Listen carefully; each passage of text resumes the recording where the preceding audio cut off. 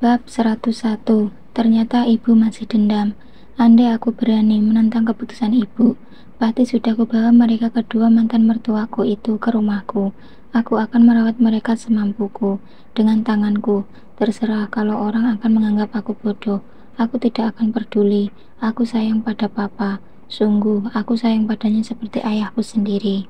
Kalau mama, aku memang sangat kecewa padanya. Tapi melihat keadaan mereka seperti ini, aku tidak tega. Ibu pasti tidak akan setuju kalau aku membawa mereka ke rumahku. Ibu memang selalu lebih realistis dan lebih tegas daripada aku. Dia sanggup berpikir jernih, apalagi kalau itu menyangkut harga diri. Beda dengan aku.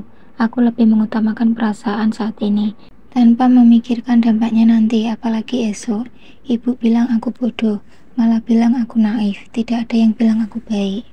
Enggak mau, teriak wanita itu membuyarkan lamunanku. Aku bilang aku enggak mau makan. Ya enggak mau, teriaknya lagi menepis tangan suaminya dengan kasar. Sendok di tangan papa tercampak jauh. Papa memutar roda di kursinya, bergeser pelan-pelan hendak menjangkau sendok yang tercampak. Tapi benda itu terlalu jauh posisinya. Tangan kiri papa menggapai-gapai kursi roda itu, miring ke kiri, semakin miring semakin oleng. Beban yang berat sebelah membuat kursi roda tidak seimbang. Tangan renta itu masih menggapai-gapai. Kursi roda tak terkendali lagi, hampir saja tubuh kaku itu terjerambab jatuh bersama kursi roda yang terbalik. Kutahan dengan kedua tanganku. Nduk, lirihnya menatapku seolah tak percaya. Pa, Ma, panggilku menyalami keduanya. Kamu melur kan? Papa nggak salah lihat bukan, Duk? Tanya papa menatapku lekat. Iya, Pa, saya melur. Papa nggak salah lihat. Jawabku menciumi tangan lemahnya. Alhamdulillah kamu masih mau melihat kami di sini, Nduk. Tapi bagaimana kamu tahu kami di sini? Kebetulan saya lewat, Pa. Saya melihat kalian. Awalnya saya nggak percaya kalau ini adalah Papa dan Mama. Ternyata saya tidak salah lihat. Pa, aku mau ke kamar. Panggil perawatnya. Setelah Mama mertua tiba-tiba. Sepertinya dia tidak suka aku ada di sini. Dengan susah payah diputarnya roda di kursinya. Mama mau ke kamar. Biar saya yang dorong kursinya ya. Tanyaku lembut sembari mendorongnya pelan. Enggak usah, suster. Jeritnya memanggil perawat. Perawatnya lagi sibuk mungkin, Ma. Biar saya saja ya. Usulku sekali lagi. Enggak jadi saja. Ketusnya menolak perhatian yang kuberikan. Ya sudah, kita berbincang saja dulu di sini. Saya kangen sama Mama. Ucapku kembali meraih tangannya. Awalnya dia menolak, ditariknya tangannya dari genggamanku dengan kasar. Tetapi aku bertahan. Ku genggam erat dan tak mau kulepas. Wanita itu mengalah, menundukkan wajah lalu mulai menangis sesenggukan. Pergi kau dari sini. Aku tidak ingin melihatmu lagi. Teriaknya membuang muka dari hadapanku. Tidak, saya tidak mau pergi. Saya kangen sama kalian berdua. Tolakku lembut. Kau jahat Mel, isaknya di antara tangisnya. Maafkan saya, Ma, maaf. Sahutku membelai punggung tangannya. Kenapa kau gugat pisah Gilang? Kenapa kau putuskan ikatan keluarga kita? Kenapa kau memutuskan hubungan kita? Lihatlah, kau lihat apa yang telah menimpa kami. Puas kau sekarang, teriaknya dengan wajah basah air mata. Kuraih tisu dari dalam tas sandangku. Kuseka pelan wajah basah itu. Dia tidak menolak, bahkan mengulurkan tangannya minta ku peluk. Aku tidak puas, Ma. Justru aku ikut prihatin. Mas Fajar dan Kak Bulan pasti punya alasan sehingga Mama dan Papa ditempatkan di sini. Jangan dendam pada mereka ya, bisikku di telinganya. Kenapa kau masih mau peduli pada kami? Bukankah kau sangat benci pada kami, Mel? Papa memutar roda di kursinya pelan. Saya nggak pernah marah apalagi benci pada kalian, Pa, Ma.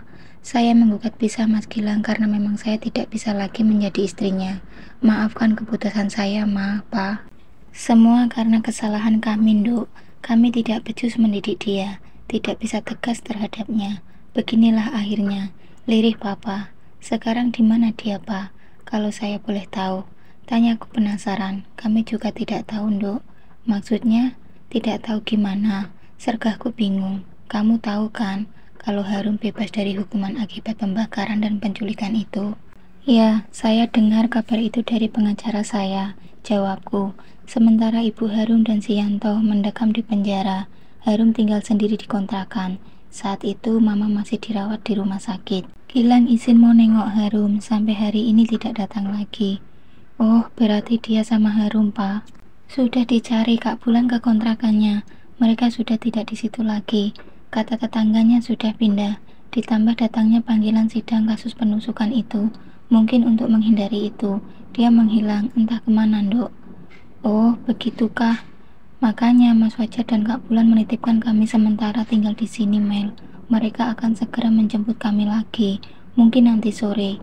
Imbuh Mama. Aku tahu dia hanya menghibur diri. Iya, Ma. Sahutku seolah-olah percaya. Melur, ngapain di sini? Dicariin dari tadi. Kami bertiga tersentak kaget. Itu suara ibu. Aku berdiri. Menoleh si empunya suara. Ibu berdiri, berkacak pinggang di depanku. Mereka merayumu lagi. Kau terhasut lagi. Teriak ibu lagi.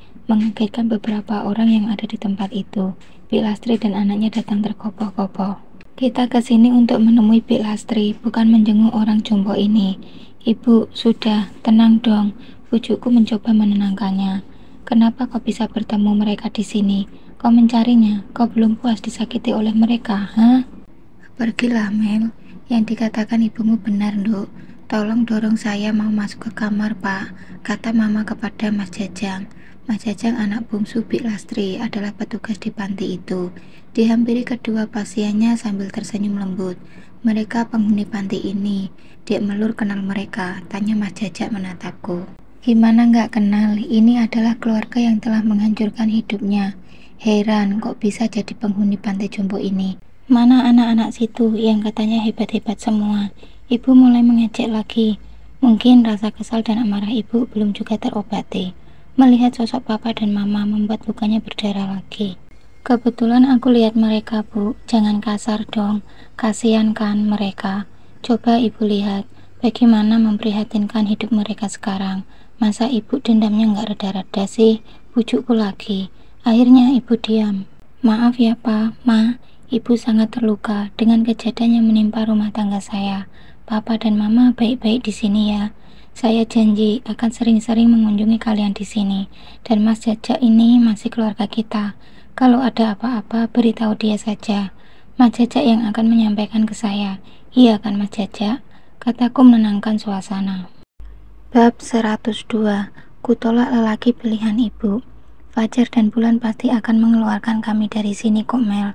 Sahut Mama tetap berusaha menghibur diri. Iya, Ma, pasti dong. Tapi siapa tahu mereka masih sibuk. Sementara kalian di sini aja dulu. Mama dan Papa harus patuh kepada petugas.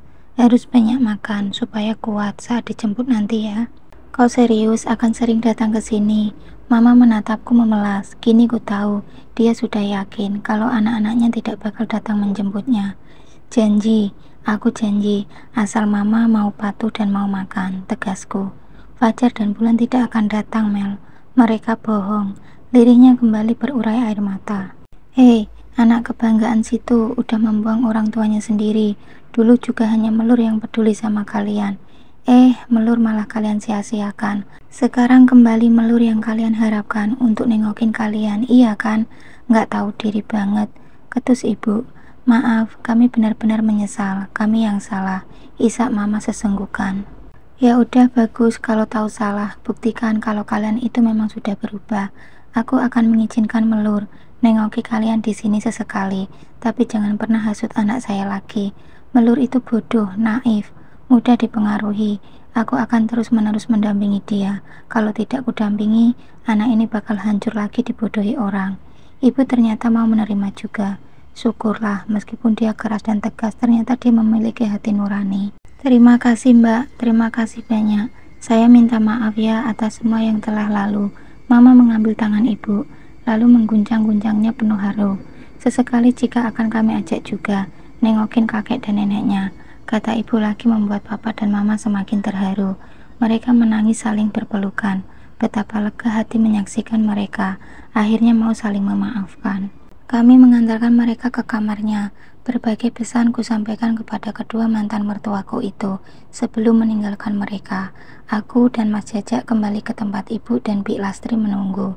Kulihat Mas Jajak agak salah tingkah ketika berjalan bersamaku.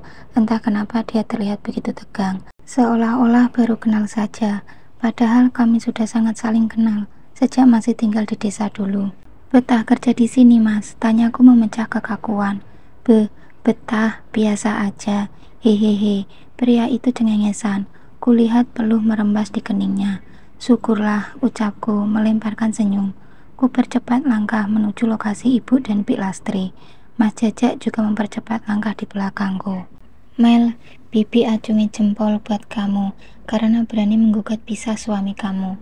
Biasanya wanita mikir 1000 kali untuk bercerai karena takut menyandang status janda. Kamu hebat. Oh iya, bagaimana kabar kamu setelah sah berpisah dengan suami kamu? Bik Lastri menyambut kedatanganku. Tentu saja makin tenang hidupnya. Lihat saja wajahnya makin cerah berseri-seri. Karena nggak makan hati lagi. Ibu yang menjawab, aku hanya tersenyum. Iya, Melur tampak makin cantik saja setelah janda. Malah terlihat jauh lebih cantik dari masa gadisnya dulu. Iya kan, Jak? Bik Lastri melirik anaknya. Hmm, iya bu, makin cantik, sahut Mas Jajak malu-malu. Duh, kenapa sikapnya kemayu gitu sih, Tuhan? Semoga ibu tidak nekat memaksaku berjodoh dengan dia. Semoga kamu bahagia selalu ya Mel, dan harapan Bibi kamu jangan terlalu lama menutup diri. Kamu masih muda, cantik, pinter, sukses lagi. Segera cari pendamping lagi. Wanita seperti kamu harus segera punya pendamping agar aman.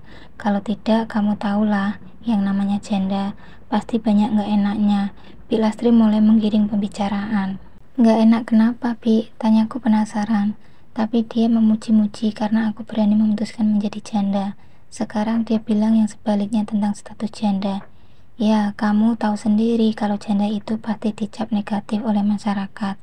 Belum lagi dicurigai janda kesepian, rebut suami orang, menggatal dan sebagainya. Oh gitu, iya nih Bi, aku juga rencananya mau cepat-cepat nikah lagi. Doain ya Bi, sahutku asal. Sengaja untuk memutuskan pembicaraan tentang itu. Terlihat Bik Lastri tersenyum senang, apalagi anaknya. Perbincangan selanjutnya sangat membosankan, hingga akhirnya aku mengajak ibu pulang. Mas Jajak mengikutiku saat menuju parkiran. Sementara ibu dan Bik Lastri mengiring di belakang, masih sambil meneruskan obrolan. Maaf, Bu, boleh minta nomor HP? Kamu, Dek? Tanyanya agak tergagap. Boleh dong, sahutku cepat. Pria itu langsung sumringah. Justru aku yang mau minta nomor sama Mas Jajak, supaya aku gampang menghubungi Mas. Kalau ada apa-apa dengan mantan mertua aku, dan sebaliknya, tolong segera hubungi aku ya kalau ada apa-apa. Kataku meraih ponselnya, lalu kusimpan nomorku di dalam kontaknya. Kamu baik banget, sama mantan mertua aja begitu perhatian, apalagi sama mertua sungguhan nanti. Iya kan? Ucapnya tak lagi terbata. Sepertinya dia salah menanggapi sikapku. Pria itu menatapku dengan mata berbinar. Aku tahu, kalimat pujiannya itu adalah kalimat pancingan. Mungkin dia ingin tahu bagaimana reaksiku. Aku tidak akan memberikan sinyal. Umpan yang sengaja dipasang tak akan kuberi harapan. Nggak tahu nih Mas, mudah-mudahan orang tua Mas Reno bisa menerimaku. Doain ya Mas, tuturku sambil tersenyum manja. Pemuda berseragam putih-putih itu tercekak, alisnya terangkat sebelah, sorot matanya berubah sayu. Orang tua Mas Reno, ucapnya mengulang menyebut nama kekasihku. Iya Mas, Mas Jajak belum kenal. Dia pacar pertama aku sih Mas. Sebenarnya aku sudah menjalin hubungan dengannya jauh sebelum Mas Gilang datang recokin semuanya. Alhamdulillah Mas Reno masih setia hingga kini, meski aku telah berubah status. Kau mencintainya? Tanyanya mirip gumaman. Iya Mas, sangat. Dia lagi sibuk menyelesaikan kuliahnya. Mudah-mudahan lancar ya. Doakan dong Mas, kataku lagi membuat pemuda tinggi kurus itu semakin murung. Sebenarnya tidak tega juga aku berbuat seperti ini, tapi harus kulakukan. Aku tak mau memberinya harapan. Meski belum terucap, aku tahu apa maksud dan tujuan ibu dan Bik Lastri mempertemukan kami. Semoga Mas Jajak bisa memahami. Mel, sudah selesai ngobrolnya. Ibu dan Bik Lastri menghampiri kami. Oh, sudah. Ibu sudah selesai ngobrolnya sama Bik Lastri. Kataku balik bertanya. Kalau kami ngobrol nggak akan kelar-kelar. Besok bisa disambung lagi. Iya kan Las? Yang penting itu kalian. Semoga bisa berlanjut. Ibu melirik Mas Jajak. Iya dong Bu, Mas Jajak akan selalu memperhatikan mantan mertuaku dengan baik di sini. Mas Jajak juga katanya mendukung hubunganku dengan Mas Reno. Iya kan Mas? Balasku tak mau kalah. Mas Jajak tersenyum, senyum yang sangat dipaksakan. Ibu dan Bik Lastri saling tatap. tatapan kecewa. Kami pulang ya, Bi, kataku menyalami tangan Pilastri. Wanita itu menyambut tanganku dengan tegang. Aku tidak peduli. Segera aku membuka pintu mobil, menghenyakkan tubuhku dengan santai di jok depan, tepat di belakang setir. Kulirik ibu yang terlihat serba salah, menyalami Pilastri, Mas Jajak, lalu masuk ke dalam mobil dengan lesu. Apa maksud ucapanmu tadi? Ketusnya. Begitu mobil mulai berjalan meninggalkan panti jompo itu, aku tersenyum, berusaha mengumpulkan keberanian dan segenap alasan untuk mendinginkan amarah yang sedang membakarnya. Bab 103. Permintaan harum. Pov Gilang. Sial benar hidupku ini, entah sampai kapan aku hidup terlunta-lunta seperti ini. Malam hari memang masih berani aku berkeliaran, tapi siang hari aku tak berani muncul di tempat umum. Orang suruhan Vika sepertinya belum berhenti mencariku. Uang bagianku yang diberikan Melur tinggal beberapa lembar puluhan ribu, karena sudah habis untuk biaya berobat mama. Paling cukup untuk makan sehari lagi. Besok aku harus mulai mencari kerjaan. Kalau tidak, kami nggak akan bisa makan. Kalau aku mungkin masih bisa menahan lapar. Tapi Harum, dengan kondisi hamil seperti itu, mana tega aku kalau dia kelaparan. Kasihan anakku yang ada di perutnya itu.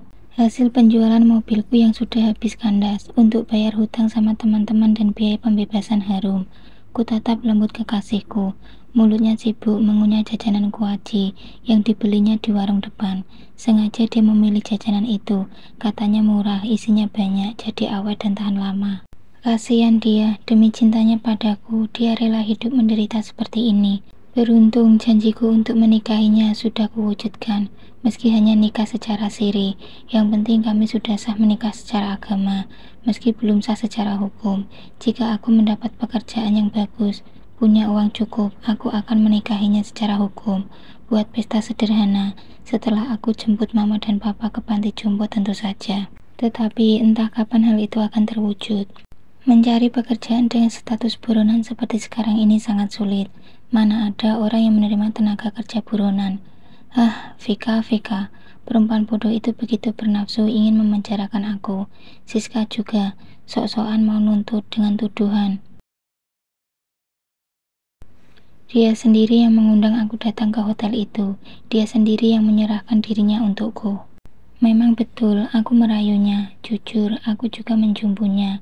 Awalnya tidak ada niat untuk menidurinya, tapi namanya setan, suka menggoda saat nafsu semakin menggila. Perempuan itu juga kenapa nggak tahan dengan jumbuanku? Kebablasan kan? Sial, betul jadinya begini. Runyam semua. Andai aku bisa membuktikan kalau peristiwa itu terjadi atas dasar suka sama suka, pasti aku terbebas dari tuntutan. Tapi Vika pengacara yang hebat. Dia bisa membuatku membusuk di penjara.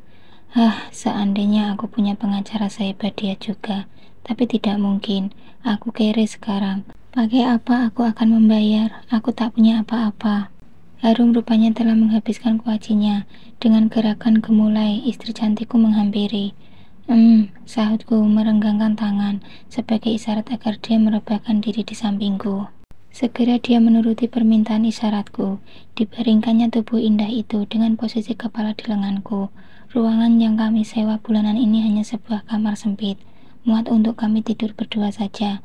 Kamar mandi terletak di belakang, dipakai bergantian dengan penghuni kamar kos yang lain. Mas, panggilnya lagi. Tangannya mempermainkan kumis tipisku. Kenapa sayang? Jawabku balas membelai kepalanya. Kamu apa nggak bosan hidup begini-begini terus? Sudah hampir sebulan loh, katanya dengan nada jenuh. Bosan sih, tapi bagaimana lagi? Sabar ya. Kenapa sih Mas Gilang nggak usaha? Cari kerja kek, apa kek? Aku bosan tinggal di kamar sempit begini Mas. Coba bayangin, kalau anak kita lahir nanti, mau ditaruh di mana dia coba? Di mana nyuci popoknya? Di mana jemur pakaiannya? Aduh, suntuk deh pokoknya. Usaha dong Mas, rengeknya mulai lagi. Ini kali ke-100 dia mengeluh. Aku sendiri sudah sangat bosan mendengar keluhannya. Kadang muncul juga emosiku menghadapinya. Tapi mengingat dia sedang mengandung anakku, terpaksa aku tahan dan selalu bersabar. Kupikir mungkin karena bawaan bayinya. Dia berubah cerewet dan banyak menuntut. Mas, kok diam aja sih, rengeknya lagi. Sabar sayang, Mas janji sebelum anak kita lahir, kita sudah akan pindah dari sini. Mas janji. Memangnya berapa bulan lagi kira-kira anak kita bakal lahir? Sayang, kok aku perhatikan perutmu nggak besar-besar sih? Masih rata saja ini, tanyaku seraya meraba lembut perutnya. Ya iyalah mas, perut aku kan memang kecil, jadi kalau hamil pun nggak akan kelihatan. Nanti usia 5 bulan hamilnya baru kelihatan, dalihnya ketut. Ini udah berapa bulan ya kira-kira, selidikku. 3,5 bulan mas, masa mas gila nggak inget sih? Begitu ya. Maaf, mas banyak pikiran, jadi nggak bisa fokus sayang. Tapi kamu jangan ikutan banyak mikir ya. Aku takut kalau kamu pendarahan lagi seperti minggu lalu. Masa darahnya nggak berhenti-henti keluar sampai 4 hari ya kemarin itu. Iya mas, makanya buruan cari duit dong. Aku stres kalau begini terus. Kalau stres nanti pendarahan lagi gimana? Bayinya juga bisa keguguran. Habis gimana dong, aku belum berani keluar siang hari, takut anak buah Vika menemukanku. Tapi nanti malam aku coba ya, sabar ya sayang. Yang penting kita masih bisa makan, itu aja dulu ya. Benar, nanti malam mau cari kerja. Benar, doakan ya, bukankah doa istri itu sangat mustajab saat suami sedang berjuang mengais rizki. Amin. Semoga suamiku berhasil mendapatkan pekerjaan malam ini ya Allah. Terima kasih ya sayang. Ku geser posisi tidurku, kini menghadap ke arahnya. Harum juga berbuat yang sama. Kami saling tatap, mata indah dengan bulu panjang, dan alis indah itu mengerjap seolah menggoda. Segera ku kecup kedua kelopak mata itu. Lagi, rengek Harum saat aku melepas kecupan. Boleh, tapi di sini ya, kataku membelai lembut bibir ranumnya. Sahutnya seraya merekahkan senyum, tercantik yang pernah aku lihat. Selain senyum melur, maksudku. Ya, senyum melur, sungguh sangat sukar untuk kulupakan. Apalagi setelah dia perawatan habis melahirkan. Pipinya yang dulu tembam persis bakpao, kini telah kembali tirus, cantik, lembut, manis sekali. Ya Tuhan, kenapa aku tiba-tiba merindukan dia ya? Mas, ayo, aku tersentak. Bayangan melur nyaris membuat aku lupa pada sosok tak kalah cantik di sampingku.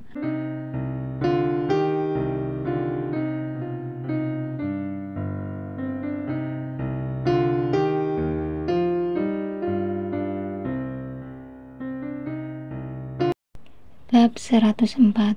Harum ditawar jadi WTS. Ku peluk erat wanita yang kelelahan itu. Ku seka peluk di leher jenjangnya. Mas, kamu kan masih punya tanah bekas rumah yang terbakar itu. Kenapa nggak dijual aja sih? Duitnya bisa buat ngontrak rumah yang besar dan buka usaha. Usulnya kembali membahas hal yang sengaja aku hindari. Sial, setelah aku, dia pun kembali hal itu yang dia bahas. Nggak bisa Rum, Mas Fajar udah mengambil alih bekas rumah itu. Surat-suratnya dia bawa semua. Sahutku sedikit kesal. Minta dong, kasih alasan apa kek? Untuk saat ini belum bisa. Aku telah menghabiskan semua harta papa. Yang tersisa cuma itu aja. Kalau dijual, takutnya seperti menjual mobil waktu itu. Nggak sampai sebulan uangnya habis. Sekarang nggak punya apa-apa lagi. Itu karena utang Mas Gilang terlalu banyak di luar. Ngapain coba Mas Gilang berhutang-hutang? Udah tahu kalau berhutang sama rentenir itu melebihi menyimpan bom di rumah, pasti meledak. Mas udah ngerasa sendiri kan? Iya sayang, kan aku udah janji nanti malam. Aku coba cari kerjaan. Kamu berani nggak sendirian di rumah? Ini bukan rumah Mas, ini kamar. Kamar sempit, sumpek. Kenapa harus takut? Di luar itu juga kamar semua. Oke, tapi janji ya, jangan pernah memasukkan siapapun ke dalam kamar. Iya, lagian siapa yang mau masuk ke dalam kamar sempit seperti ini? Rum, kamu itu cantik, cantik banget malah. Tubuhmu itu seksi, apalagi. Pokoknya kamu harus kunci pintu dari dalam, jangan buka meski siapapun yang mengetuk. Iya mas, tapi mas juga harus janji. Janji apa? Pulang harus bawa duit banyak. Baik sayang. Harum tersenyum, bibirnya yang merah merekah begitu ranum. Tak tahan hatiku kalau tidak segera mengunyahnya. Untung dia tak pernah menolak, itulah kelebihan Harum. Tak pernah sekalipun dia menolak keinginanku. Cara dia memperlakukanku tak ada celah. Dia sanggup melayaniku seolah-olah aku adalah tuannya. Hal ini sungguh berbanding terbalik dengan Melur istri pertamaku. Menghadapi Melur, akulah yang harus berubah posisi sebagai pelayannya. Dia harus kuperlakukan seperti ratu. Berbagai persyaratan dan segala tetek bengek lainnya harus kupenuhi dulu, baru aku bisa mendapatkan keinginanku.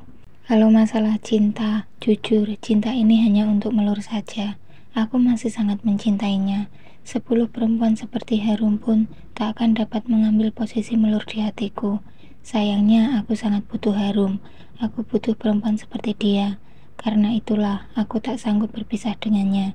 Apalagi saat ini dia sedang mengandung anakku.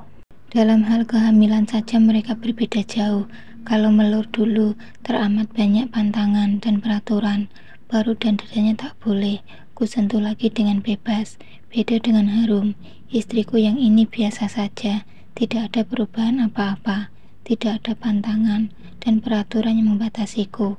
Makanya kalau disuruh memilih, aku tetap lebih memilih Harum daripada Melur. Meskipun aku lebih mencintai Melur daripada Harum, karena ternyata cinta saja tidak bisa membuat hati kita bahagia.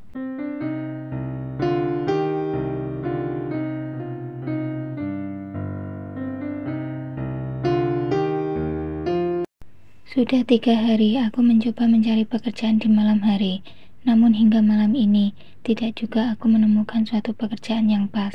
Semua pekerjaan yang kulihat terlalu kasar dan mengandung risiko besar. Aku tak terbiasa dengan pekerjaan malam seperti itu.